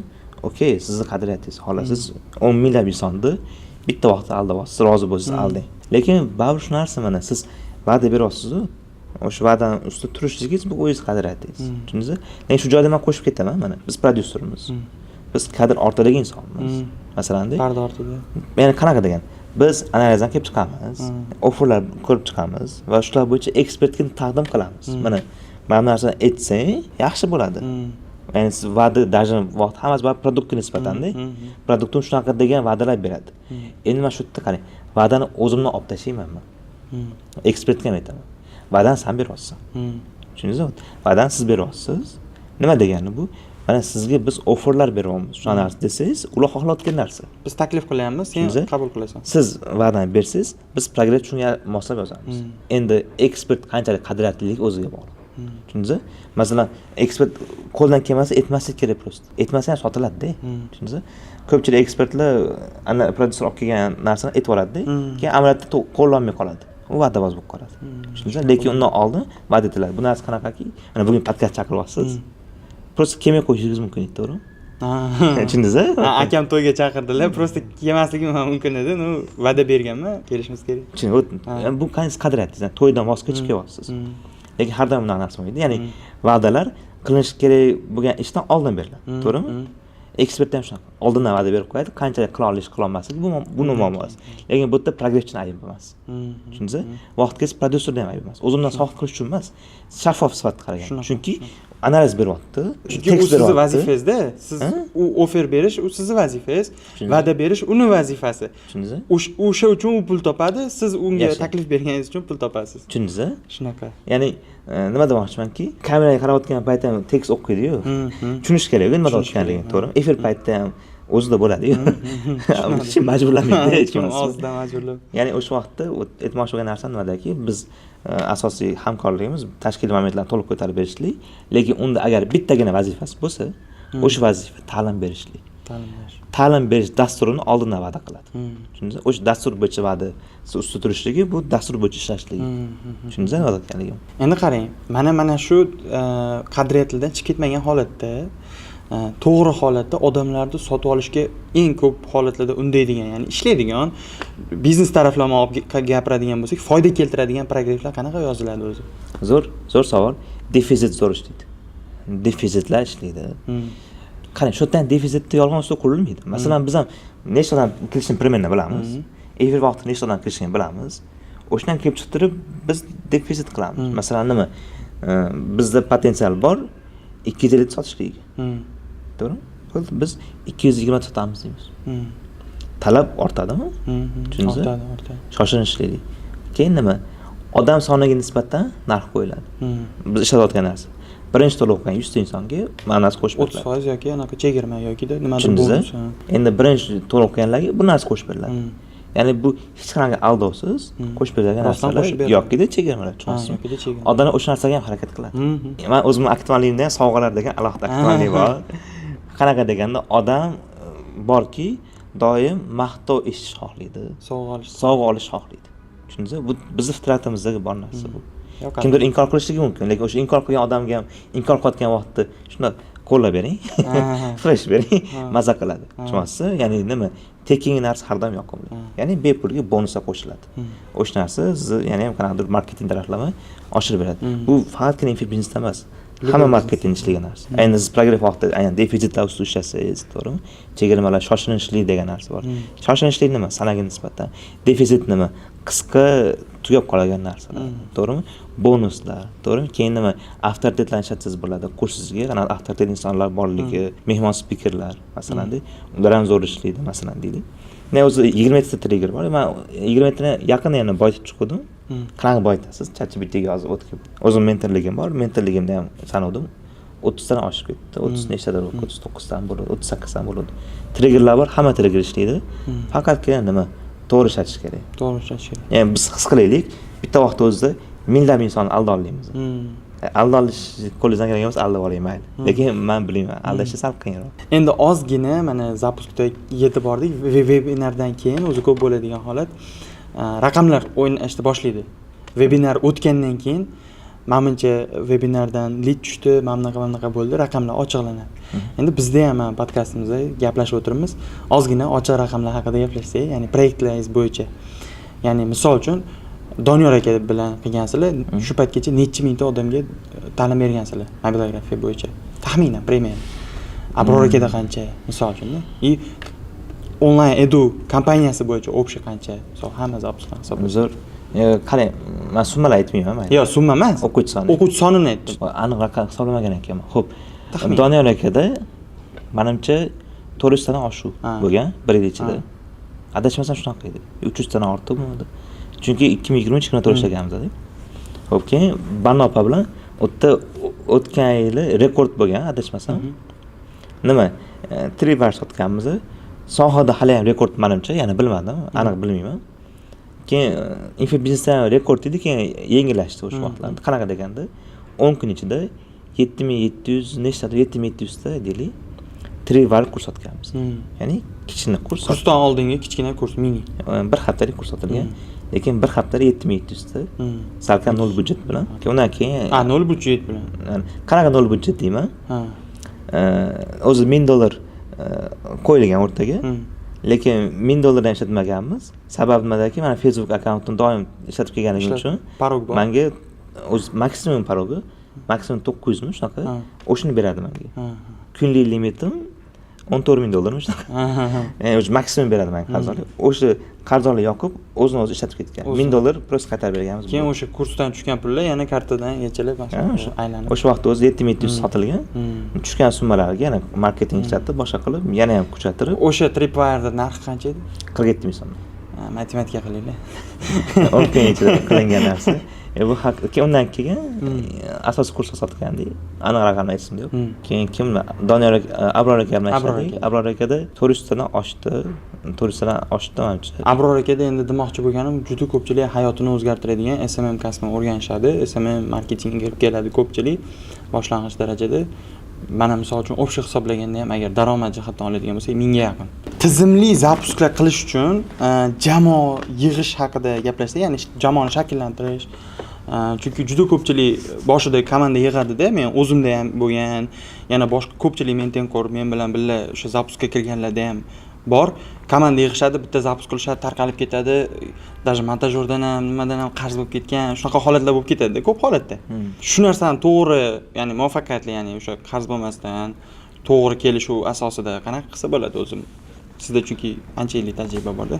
Qarz bo'lish xohlamasangiz, KPI ga ishlaganingiz yaxshi. Lekin zapuskda KPI ko'pincha tavsiya qilmayman. Nimagaki, soha vakillari hammasini hurmat qilaman. Lekin agar muvaffaqiyatli zapusk bo'lsa, sizni xarajatlaringiz yo'q ketadi, umuman KPI berishingiz bo'lgan summalar ko'payib ketib qoladi. Endi nima qilish kerak degan narsa bunday holatda o'zi nima narsada bitta narsani qo'l qilman o'zi ko'pincha, ya'ni gapirgan gapingiz sinov kelib qoladi. Lekin narsa bo'lmasa, shu vaqtgacha bizda hali fail bo'lmagan. Fail nima degani? Qarz chiqishingiz. Infobiznesda qarz bo'lishligingiz juda qiyin. Sabab nima deganda, doim себестоимость nolga intiladigan narsani sotasiz. Borib nolga qarab. Onlayn narsa qayta ishlab chiqarmaysiz. Masalan, mikrofonni sotmoqchi bo'lsangiz ishlab chiqarishingiz. Lekin bu yerda onlayn ishda. Nima demoqchiman? Bu yerda o'zini qoplashi juda oson.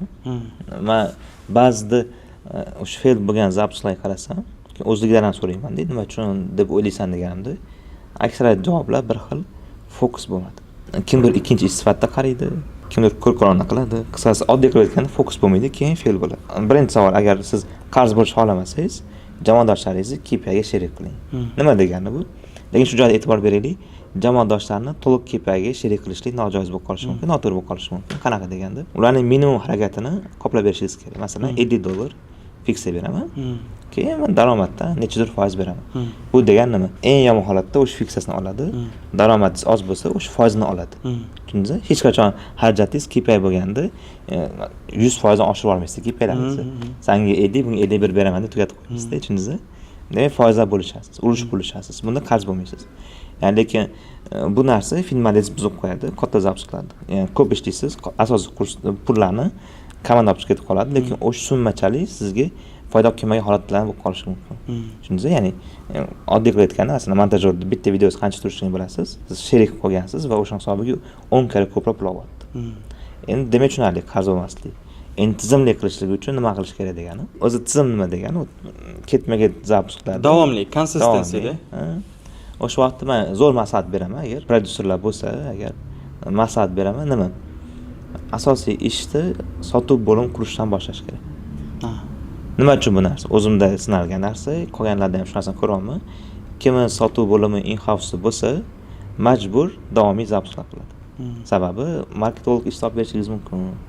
Masalan, SM menejerga ish topiladi, lekin sotuv bo'limiga ko'pincha ish topilmaganligi uchun birinchi navbatda prodyuser o'zi harakat qiladi loyiha olishligiga. Loyiha oldi degani jamoadosh doimiy ish bo'ldi degani. Endi shu joyda e'tibor berish kerak in-house, outsource degan narsalar. Endi tizimli bo'lishligi uchun shu narsaga e'tibor berishimiz kerak. In-house va outsource. Nima uchun bu narsani aytyapman? Siz in-house ga odam olayotganingizda, agar bitta loyiha bo'lsa, siz o'sha insonni nima deyiladi, to'ydira olmaysiz. Ya'ni u ishlab topish mumkin bo'lgan summani bera olmaysiz. Chunki bitta loyihadan uncha pul chiqmaydi. Tushunarli? Olasiz zazorlar hisobiga, boshqa hisobiga u ko'p ishsiz qolib ketib qolishi mumkin.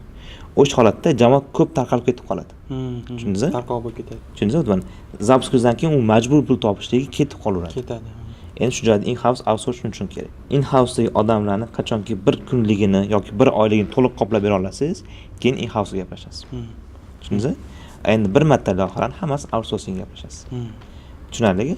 O'shanaqa uslubda quradigan bo'lsangiz, sizda inshaalloh davomiy zapusklar bo'ladi. Tushundingizmi? Sababi men bu insonni davomiy ish bo'lyaptiki, demak u o'zi xohlagancha daromad topa oladi siz bilan. Agar sizda uncha pul ola olmasa, u ketib qoladi, tizimli degan so'z ketib qoladi.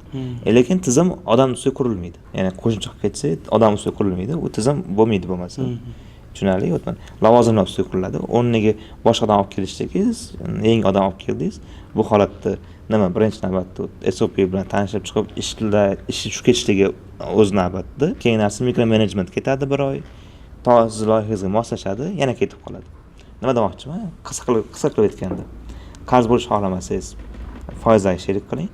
Agar lekin tavsiya qilmayman. Tizimli ishlamoqchi bo'lsangiz, sotib bo'lim in-house qiling-da.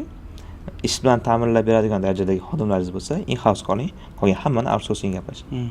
Shu joyda yana qo'shimcha insightlar. Endi baribir savoldan keyin kimdir xulosa chiqarishi mumkin. Qo'shimcha ketsa nima? In-house har doim qimmat tushadi sizga. Qimmat tushadi. Bitta, ikkita loyiha bo'lsa, ikkitadan ortiq bo'lsa, oqlab ketishingiz mumkin. Tushundingizmi? Ikkitadan oqlashingiz mumkin mayli. Loyihani endi tushadigan summaga bog'liq. Lekin in-house foydalari nimadan iborat? Siz elastik bo'la olasiz. Istalgan vaqtda istalgan narsani test qila olasiz. Miyangizga kelgan g'oyani tezda realizatsiya qila olasiz.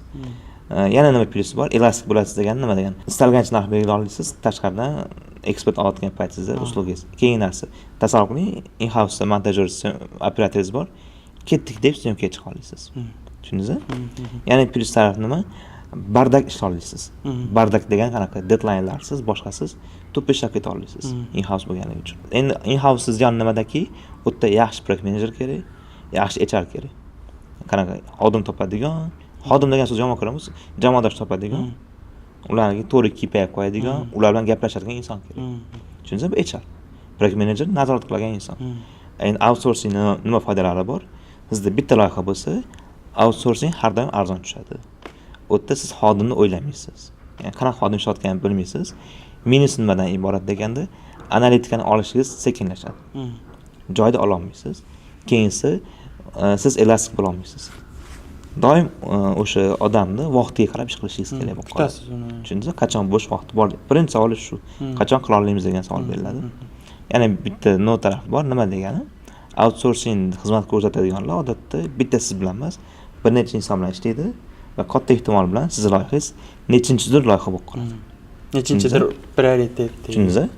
Ya'ni muhimlik darajasi tushib ketishi mumkin. O'shuning uchun mana biz tizimli zapis qilishimiz uchun in-house bo'lganligi yaxshi, faqatgina ko'rib chiqishimiz kerak.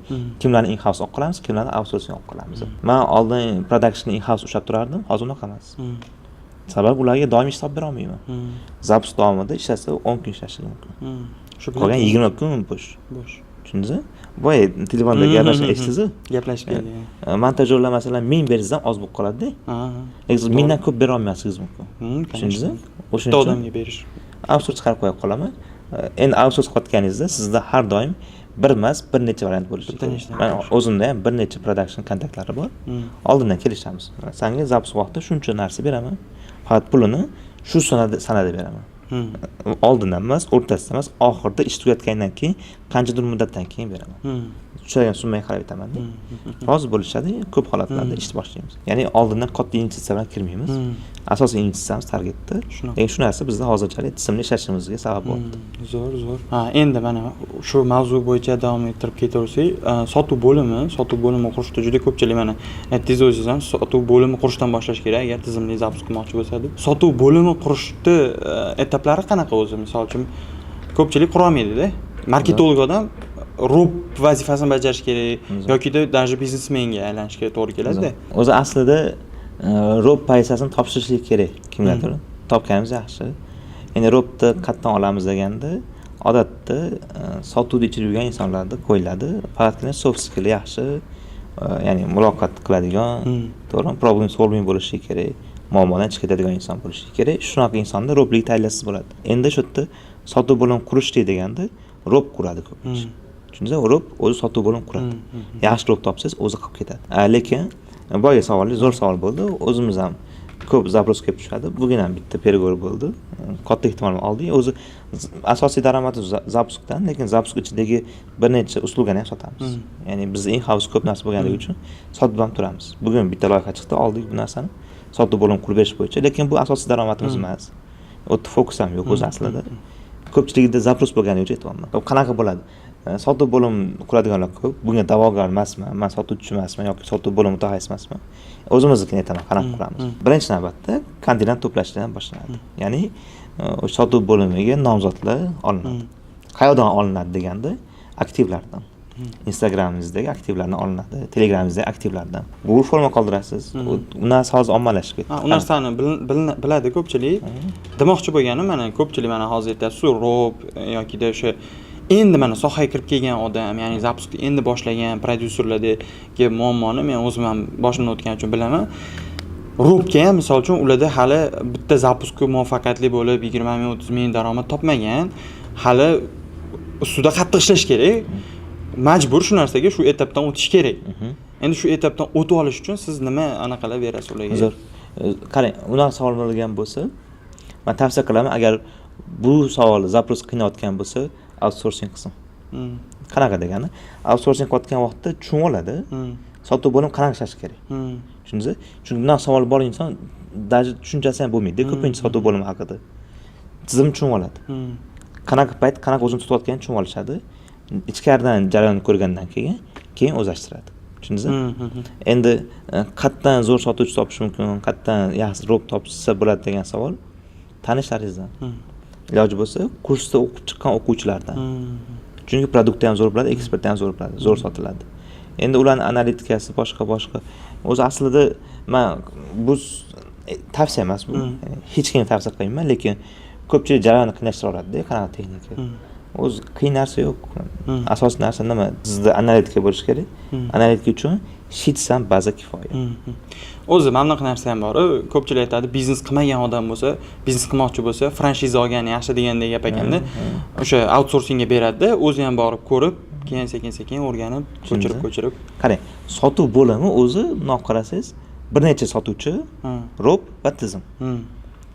Siz tizimni tushunib olsangiz, sotuvchi topishlik unaqa katta muammo emas. Qani tushunib olaylik, oddiy qoida. Ish qidirayotganlar ko'p, ish beruvchilardan ko'ra. Tushundingizmi? Shunaqa. Ish beraman desiz, ko'pchilik keladi. Tushundingizmi? Demak, ish bilan ta'minlayman desiz, nomzodlar orasidan tanlab olasiz. Robni ham o'qitib chiqsangiz ham rob tayyor bo'ladi. Tizimni o'rganib bo'ldi. Lekin shu yerda men nima narsada o'zi zapuskda 3 ta muhim bo'lim bor. Birinchisi marketing bo'limi, keyin sotuv bo'limi, keyin produkt bo'limi. Hech qaysi bir-biridan ustun emas. To'laqonli, teng kuchli narsa. Nima demoqchiman? 3 oyoqli stolda bu. 3 ta oyog'i bor stol. 3 ta oyoqli stolda любой bittasini chopib olsangiz, yiqiladi odam. Tushundingizmi? Zapuska fail bo'ladi. Ya'ni 3 ta joyda muhim. Marketing, ko'pchilik marketing zo'r bo'ladi.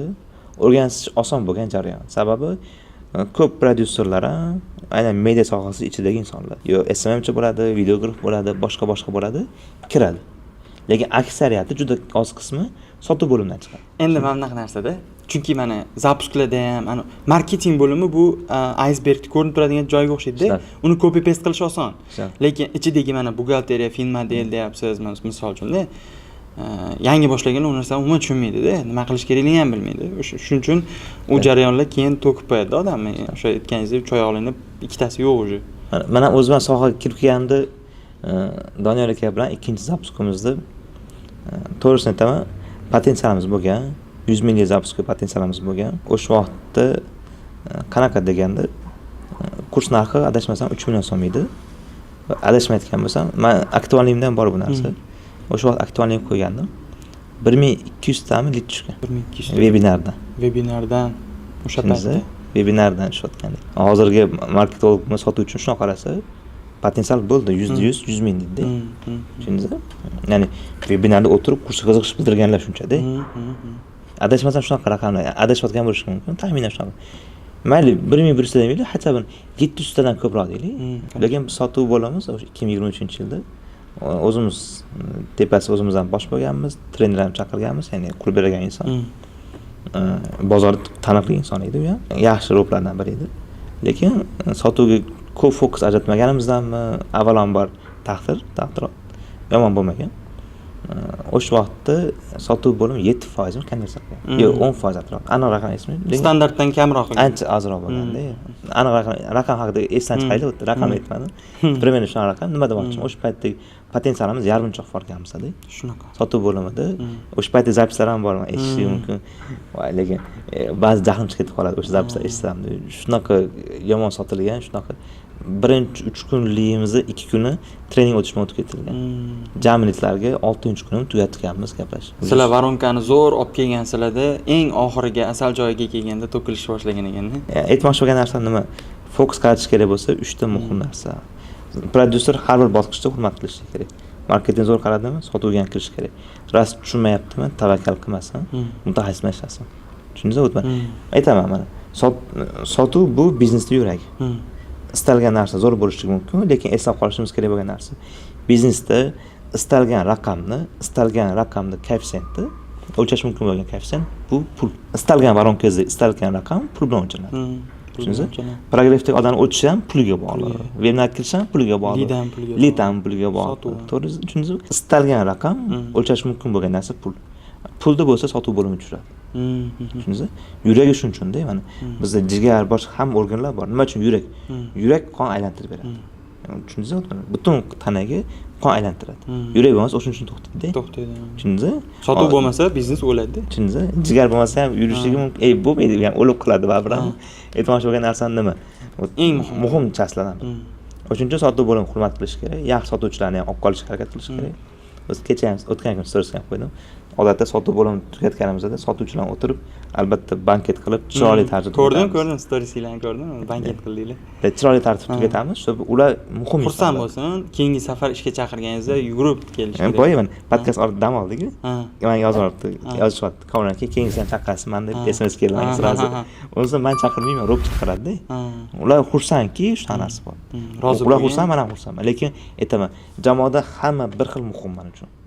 Hamma bir xil. Bittasi ustun emas, lekin ba'zida sotuv bo'limiga ko'proq fokus qarataman. Nimaga deganda, raqam o'sha yerda aniqroq. Tushundingizmi? Ular menga muammoni bilib beradi. Marketingdagi xatolar o'sha yerdan kelib chiqadi. Produktdagi xato ham o'shandan kelib chiqadi. Chunki o'quvchi ham mana ko'pincha qarzorlik bo'lib kiradi yoki to'liq to'laydimi? Sotuv bo'limida orqali shikoyat ola olmayman. Chunki ular обратный связи sotuv bo'limiga bo'lib qoladi. Kuratorga ham indamas kerak. Klient bilan gaplashadi ular. Tushundingizmi? Ya'ni sotuv bo'limi asosiy chichak bo'lib qoladi ko'p taraflardan. O'shuning uchun men in-house sotuv bo'limi ushlab turishga tarafdorman. Zo'r. Mana endi o'sha 3 oyoqli stolda 3-eng katta qismiga yetib keldik. Produkt yasash, ya'ni metodologiya qismiga. Bu haqida juda ko'pchilik gapirmaydi ham. Men даже ko'rmaganman. YouTube'da o'zbek tilida yo'q ham bo'lsa kerak, topolmadim. Hech kim deyarli hech kim desam noto'g'ri bo'lib qolsa kerak, barmoq bilan sanarli prodyuserlar metodologiya bilan ishlashadi O'zbekistonda. Mana shu haqida ozgina gaplashsak, ya'ni produkt makingda, ya'ni o'sha produkt tayyorlashda metodologning o'rni qanchalik muhim? Muhim, juda muhim. Qarang, bu narsa sir emas, ko'pchilik foydalanmasligi. Nimaga deganda, to'g'ri qabul qilish kerak. Aytganimdek, ko'p narsani koeffitsiyenti pul. Bu ham borib pulga taqaladi. O'zbekistonda hali metodologlar ko'p emas. Bilmayman, 10 ta chiqmaydi, bilmayman. Shuni hisobiga ham ularga talab yuqori, produkt hurmat qilganlar. Lekin kam bo'lganlik hisobiga qimmat. Cheki oshgan ancha. Aytolmadim, men 4,000-5,000 $. Defitsitda shuncha. $4,000 menimcha zapusda oladigan odam kam. Project menejerlar uncha olmaydi hozir. Shunaqa. Masalan, hamma narsaga qaraydigan inson ham uncha pul olmaydi. Endi metodolog nima qiladi deganda, o'quvchini natijaga olib chiqadigan kurs tanlashga yordam beradi. O'sha hisobiga hozir ularda talab yuqori, lekin o'ylayman, bu ham joyiga keladi, yaqin 1-2 yil ichida. Marketing bilan har doim raqobat qila olmaysiz-da insonlar bilan. Tugaydigan narsa-da bu. Aktivlarsiz qachondir tugaydi sizni. Kimdir sizdan zo'rroq taklif beradi. Tushundingizmi? Endi ya'ni marketingda shu narsaki, aktivlarsiz baribir to'g'ri kengaytirib borasiz. Lekin qarang, CC degan narsa bor. O'qishlar qanaqa bitta anaqa klientni narxi to'g'ri. Odatda siz faqat yangi klientlarga ishlagan bo'lsangiz, siz qimmatga tushasiz. Lekin bunday narsada masshtab ikki xil narsa. Yongi masshtablarsiz bo'ladi, pastki masshtablarsiz bo'ladi. Qachonki produktingiz zo'r bo'lsa, metodolog zo'r bo'lsa, siz yongi masshtablashish shart emas. Tushundingizmi? Ya'ni bitta produkt pastki masshtablash degani o'sha bor avtoringiz sizga bunaqasiga trafik olib kelib beradi. Endi nima uchun bu narsa olib kelyapmiz? Aynan bozorda ko'pchilik bu narsani hali his qilmayapti. Kerakligini tushunmayaptiki. Ya'ni ularda asosiy o'lchov birligi marketingda bo'lib qolganligi uchun. Kurs ichida 4 ta muhim narsa bor. Kursda ahamiyatli narsa. Demak, oddiy qilib aytganda, kurs tushunarli bo'lishi kerak. Ya'ni qanaqa aytilgan texnikani ishlatishingiz tushunarli bo'lishi kerak. Sodda bo'lishi kerak, masalan-da. Sodda degani qanaqa degani, bu o'sha o'rgatayotgan texnikalaringiz o'rganishligi oson bo'lishi kerak. O'zi nima o'rganayotgan tushunarli bo'ldi, endi oson o'rganib olishi kerak. Keyin emotsional bo'lishi kerak. Keyin viralniy degan narsa bor, ya'ni virusni tarqalishligi kerak. Metodolog shu narsaga yordam beradi ko'proq. 4 ta tartib to'g'ri aytgan bo'lsam hozir. Ya'ni metodolog shu narsaga yordam beradi degan narsa nima?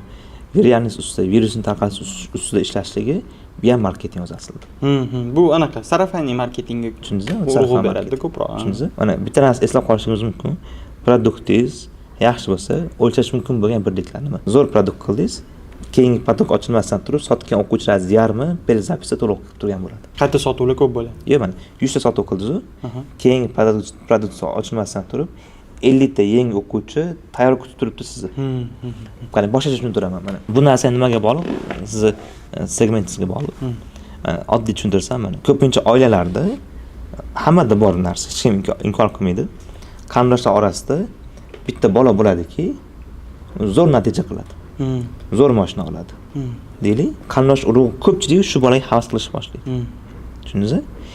O'sha bolani shug'ullanayotgan kasbiga talab oshish boshlaydi. Shunaqa. Tushundingizmi? Tasavvur qiling, bitta bola qarindoshlaringiz orasida bitta inomarka oldi. Qolgan jiyanlari ham o'sha sohani o'rganishni xohlab qoladi. Orqasidan ergashib boshlaydi. Tushundingizmi? O'sha yerda yana savollar chiqish boshlaydi. Ustozi kim edi? Qayerda o'rgandi deganda. Qanday o'rgandi? Tushundingizmi? Ustoz tavsiya qilishni boshlaydi. Zo'r natijaga chiqishligi sarafankani boshlanishi. Va eslab qolishingiz mumkin bo'lgan narsa, bu men o'lchagan raqam emas. Adashmasam bu raqamni bir valoriy marketingga kelganda bitta insonda 256 ta tanishi bo'ladi. Siz zo'r produkt qilsangiz, bitta vaqt o'zida 256 ta odamni yaxshi o'tizib qoldira olasiz. Yomon produkt qilsangiz, bitta vaqt o'zida 256 ta odam sizni yomon ko'radi. Bu degani nima degani? Siz yaxshi produkt qiling va 100 ta insonga dars bering. Keyin produktgacha hammasi tasavvur qiling, 256 ta tanishiga ketsa, 2,5 mingta salkam odam sizni eshitib turibdi. Hali produktingiz boshlanmasdan turib. Endi ko'pchilik masalan metodolog bilan ishlamaydi masalan-da. Ularni chaqirmaydi.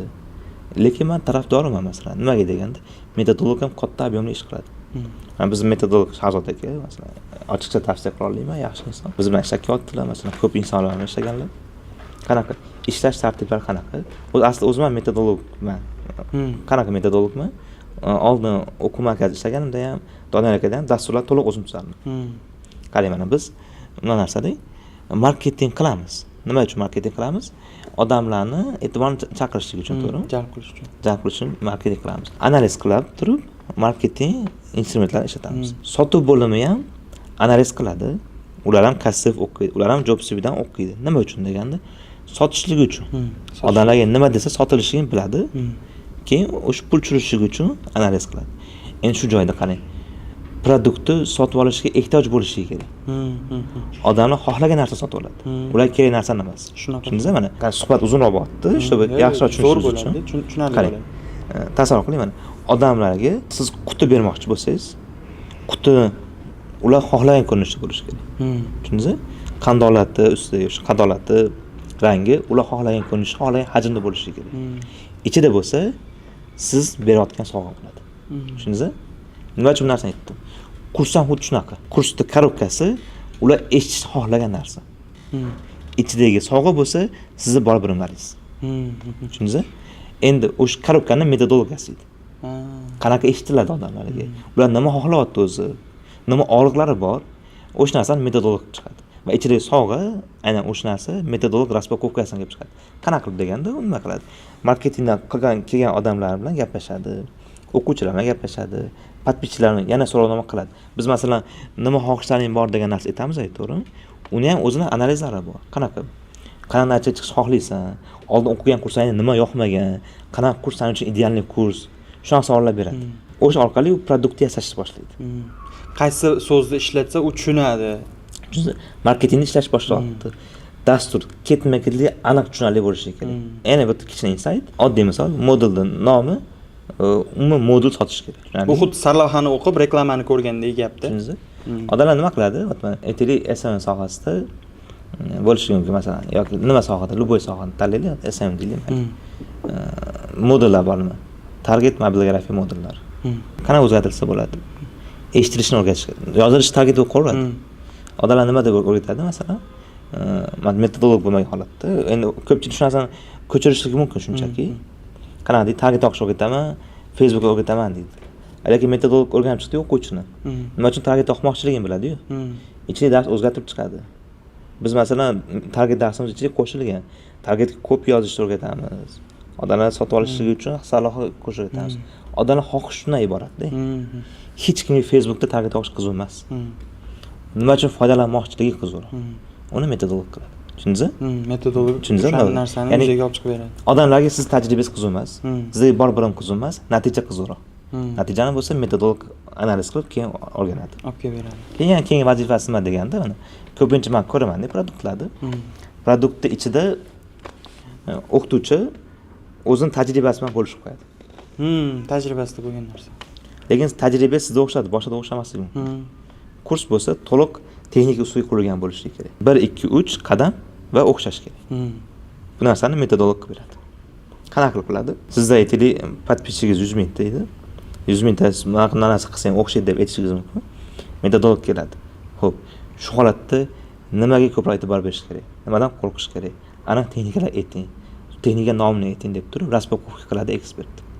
Oga hamma bitta darsda masalan yarim soat, 1 soat diktofonga yozib oladi, uyga borib eshitadi, o'sha bo'yicha internet qidiradi, ChatGPT yozadi, ma'lumotlar qo'shadi va 8 daqiqalik dars chiqarib beradi. Ekspert o'ziga qo'yib bersa, 1 soatlik intervyu berib qo'yadi dars ichida. Bu xuddi anaqaga o'xshaydi-da. Universitetdan yosh katta domlalar o'zini hayotini aytib berib o'tiradi-yu. A metodolog bilan bo'lsa, zinadan chiqishdek gap bo'lib qoladi-da u. Tushundingizmi? Mana bu qadam bosasa, mana bu qadam bosasa, mana bu narsani bosasa, как instruksiyadek ishlatiladi. Tushundingiz? Metodolog shu narsani qilib beradi. O'shuning uchun mana qadamlar o'zi qadamlar ko'p o'tdi, mana podkastimiz 2 soat, 3 soat bo'lib ketib qolishi mumkin. Hozir go'sht joyini aytaman, muhim joyini aytaman. Zo'r. Endi mana hozir juda ko'pchilik odamlar ekspertlar bilan mana bir marta ishlaydi-da. Bitta ishlaydi, o'xshasa ham mana ko'p eshitganim, o'xshasa ham даже ishlashmaydi. Endi mana siz aytyapsiz, Doniyor aka bilan 1 yil, yana boshqa ekspertlar bilan ancha muddat, Abror aka bilan mana aytyapsiz, umrbod kelishuvimiz bor deyapsiz. U juda ham qiziq menga. Hali podkastdan keyin gaplashamiz. Qanaqa qilib shunaqa qilib ishlasa bo'ladi? Ya'ni LTVsini yuqoriroq olib borsa bo'ladi, ekspert bilan prodyuser. Qarang, texnikani haqida gapirishadigan bo'lsangiz, ana filtr vaqtda aytuvdim bu narsani. O'sha narsa tushsa o'z LTV oshadi. Lekin shu yerda yana bitta fishka bor. LTV ni oshirgan narsa nima? O'zimdan kelib chiqib, tajribadan kelib chiqqan narsa nima? Qachonki kutuvlar minimumga tushsa, LTV maksimum bo'ladi. Tushundingizmi? Zapuskga umumiy nimada kutuvi bor? Minimumga tushirsa. Tushundingizmi? Bizning kutuvimiz nima? Birinchi kutuv nima? Любой zapuskda xarajatlar oqlaymiz. Hali foyda haqida gapirilmaydi. Xarajatlar oqlaymiz bo'ldi. O'sha narsa rozi bo'lib kiradi-yu. Qo'liga masalan qo'polib ketganda $1000 olsa ham rozi-da. Sababi kutuvi rozi edi. Chunki kutuvi 0 edi. Unga siz qo'liga $1000 beryapsiz, u xursand o'zi. Ikkinchi narsa nima? LTV ni oshirgan narsa. Siz doimiy produktni yaxshilab boryapsiz. Tushundingizmi? Ekspert ham shu narsani his qilsa, ya'ni produktga ko'proq fokus qaratyapsiz. Ya'ni o'zi uni vazifasi. Lekin siz har doim yangilash ustida ishlayapsiz. Men aytmayman har safar 2x ko'proq emas. Shunchaki yaxshiroq. O'tgan safardan yaxshiroq. O'tgan safargidan 10% yaxshiroq va bu narsani LTV ni oshirib beradi. Summaga bog'laydigan bo'lsa, summa sizni nazorat qiladigan narsa emas-da. Siz va'da qilsangiz, faqatgina qila oladigan narsalarni va'da qilasiz. Lekin summa sizni qo'lingizda narsa bo'lsa, nima uchun hamma zapus bir xil zo'r bo'lmayapti? To'g'rimi? Nima uchun men birta zapusimda zo'r, bitta zapusimda zo'r bo'lmayapti? Faktor ko'p-da. Faktor ko'p, to'g'ri. Siz qo'lingizdan keladigan narsaga va'da qiling. Mana shu joyda mana juda ham ko'p mavzuda, juda ham anaqada gaplashdik. Tajriba men o'zim ham misol uchun siz bilan gaplashib his qilyapman, juda ham zo'rda. Chunki siz bitta, ikkita bilan emas, 3 ta bilan emas, undan ham ko'p odamlar bilan ishlagansiz. 7 ta. 7 ta o'sha raqamlarda yili ham yuqori, natija ham misol uchun o'zingiz ham aytdingiz, fail bo'lmagan. Misol uchun shu narsalarni misol SMM dan marketingga o'tgan yoki marketingdan zapuskga o'tmoqchi bo'lganlarga o'zi o'rgatasizmi shogirdlar? Mentorlik bor. Birinchi potog yaqin tugadi. Mentorlik reklamasi o'qimaydimi? Yo'q. Yaqinda tugadi o'zi. Avgustda tugadi. Avgustda 10-si, 15-si tugadi. 15 kuncha bo'lib qolibdi. Natija qanaqa? Men aytaman sizga, summada natija bor, yo'q emas. Aytsam bo'ladi. Lekin u narsa haqida natija sifatida men aytmayman. Demoqchi bo'lganim transformatsiya haqida gaplashaylik. Ya'ni misol uchun bitta bola kelyapti, uni fikrlashi misol uchun zapus qilaman, cho'tka bo'lib ketaman, mashina olaman deyapti-da. Kurs tugagandan keyin realroq oldingidan scalable, ya'ni anaqasi kuchliroq, marketing bo'yicha ham tushunchasi kuchliroq. Shunaqa natijalar bo'lganmi o'zi? Qarang, men o'zi aslida bu narsa bo'lgan, 100% bo'lgan. Aytib bersam ham hozir aytib berish mumkin, lekin undan oldin bitta narsani aytib ketdik. Mana mentorlik sotish paytida meni va'dam nimadan iborat? Men dastur beraman. Men shuncha dasturim bor. Ichidagi mavzularni o'zim bor tajribamdan o'rgataman. Endi sen tushunmay qolsang, tushunmay qolgan vaqtingda va'da nimadan iborat? Shu narsani o'rganishingni o'rgataman. O'zim o'rgatolmasam, o'rniga boshingni olib kelaman deb o'rgataman. Birinchi va'da nima? O'shani qilishni o'rganasan. Tushundingizmi? Endi kutuv qanaqa mentorlikdan? Mentorlik nomi rekord. Rekord mentorship. Nima uchun rekord deganda, oldingi natijani takrorlaysan yaxshilab, rekord darajaga olib chiqasan. Endi bu narsa summada emas. Tushundingizmi? Qanaqa qilib deganda, masalan, o'tgan safar senda case aytadigan bo'lsa, case juda ko'p. Ismini aytmayman, pro'z raqam aytaman. O'tgan safar mentorshipdan oldin 30 sentdan tushayotgan bitta ekspertimiz 15 sentga tushibdi. Bittasi 60 sentga tushayotganda, yaqinda gaplashamiz 10 sentga tushgan. Shu rekordi uni. Trafik bo'yicha rekordi shu. Tushundingizmi? Bittasi sotuv summasidan oshiryapti. Rekordi shu. Tushundingizmi? Aynan shu daraja rekord deb nomlaganmiz. Istalgan bitta koeffitsiyentni rekord darajada yengilab qo'yamiz. Bu narsa o'zi mana uni kelajagiga ham ta'sir qiladi, daromadiga ta'sir qiladi o'z-o'zidan-da.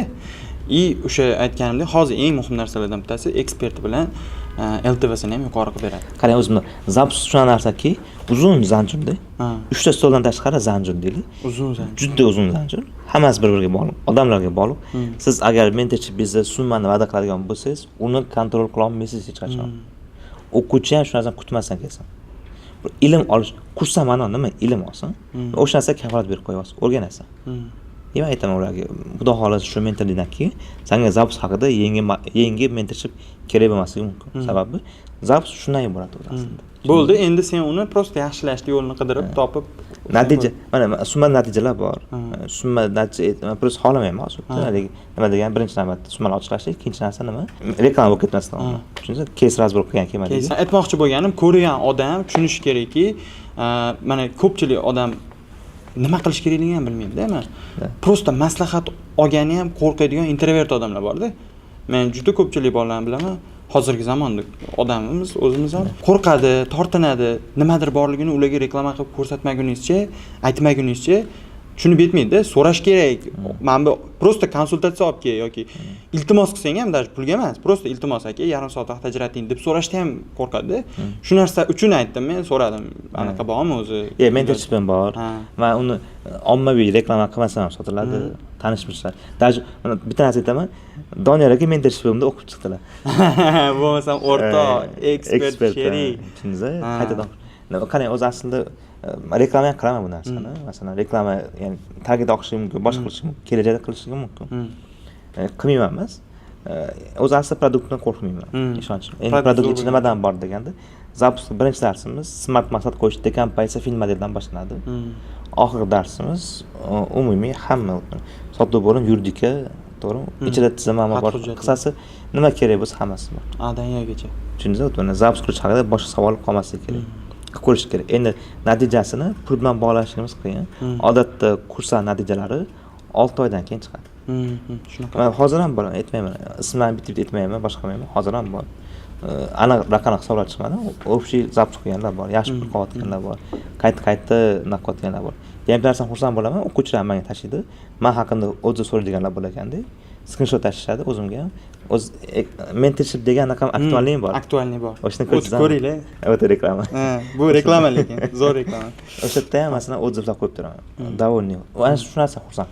Ular rozi bo'ldi. Men so'ramoqchi bo'lgan narsam bitta narsada, bu mentorlikni maqsadi o'zi bitta odamni hayotini upgrade qilishda, ya'ni bitta zinada qotib qolgan odam bor, u qanaqa chiqishni bilmaydi, u keyingi etapga olib o'tish.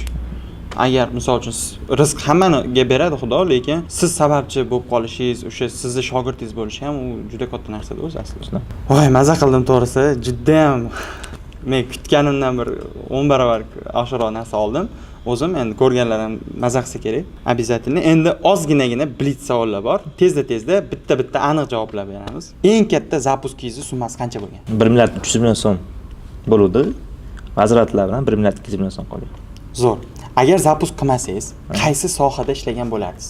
Men soham ta'limni qolsam kerak. Trafik olib kirishda pul muhimroqmi yoki kreativlik? Kreativlik 100%. Bolalikdagi eng katta, lekin ushalmagan orzungiz bormi? Yo'q. Xudoga shukr, ushalayotgan ekan. Shu sohadagi kumiringiz kim? Ya'ni marketingdami, biznesdami? Siz hurmat qiladigan shu sohadagi odam. Biznesdami, infobiznesdami? Infobiznes yoki ikkalasi ham. Infobiznesda hammani hurmat qilaman, lekin kumir sifatida bilmas ekanman hech kim. Sababi ko'mir deb aytolmasam kerak, lekin hammani hurmat qilaman. Menda har doim ustozlar bo'ladi, ustoz sifatida. O'ziga ustozlik bilgan. Anvar aka, Baxtiyorov, Humoyun Sobir ustoz sifatida qoladi bizda har doim. Ulardan ko'p narsa o'rganib, ularga yana intervyu ketaveramiz. Lekin ko'mir paytlar emas, albatta. Telefoningizdagi eng ko'p ishlatiladigan 3 ta ilova. Oxirgi paytlarda Habits deyarli kun ishlatami. Payme, kamera. Story solaman. Story solaman. Zo'r. O'zingizni bitta so'z bilan ta'riflang. Bilmadim, lekin qiyin savol yo'q. Odam o'zimizni ta'riflashi qiyin nima? Yo, men bitta sifat ayting yoki bo'lmasa men bitta sifat ayting. Bitta narsa qilaylik, bo'lmasa, men kuzatayotganlar bo'lsa kerak. Taniganlar meni kim deb aytgan bo'lardinglar, yozib qoldiringlar. O'zimga ham qiziq. Bilgan o'zini o'zi aytish qiyin ekan. Xohlasangiz bittani qilib yuboramiz. Bitta bepul nonushta qo'yib yuboramiz, что eng yaxshi variantni yozganlik. Bo'ladi. Zo'r. 4 kishi olamiz. 4 kishi. Zo'r. 4 ta eng yaxshi. Nima yozish kerak? Siz haqingizda sifat yozish kerak. Eng kreativ, eng qiziq, eng zo'rini olamiz. Eng yaxshi 4 ta izoh egasiga meni ta'riflab yozgan izoh egasi bilan nonushta qilamiz. Endi orasida yomonlarni olamiz. Chaqirib razbor qilamiz, nima unadi deydi. Baxil, kibrda yozgan bo'lsa. Astag'firullah. Zo'r. Aka, xursandman kelganingizdan, juda ham katta rahmat. Foydali bo'lsa. Foydali bo'ldi menimcha. O'ylayman, vaqtinglarga bog'liq qolmadi, imkon qadar bo'lishga harakat qildim. O'zim to'g'ri deb bilgan narsalar bilan. Ko'ramiz endi qolgan izohlarda inshaalloh odamlar fikrlarini ko'rib olamiz. Kanalga podpiska bo'lib, like-ni ham bosinglar. Oxirida aytyapman mana. Vaqtingiz rozi bo'ling. Tashrif uchun alohida rahmat. Taklif uchun rahmat. Tashrif uchun sizga katta ishingizga omad tilaymiz. Charchang. Kattakon. Tugataveramiz. Paka. Zo'r.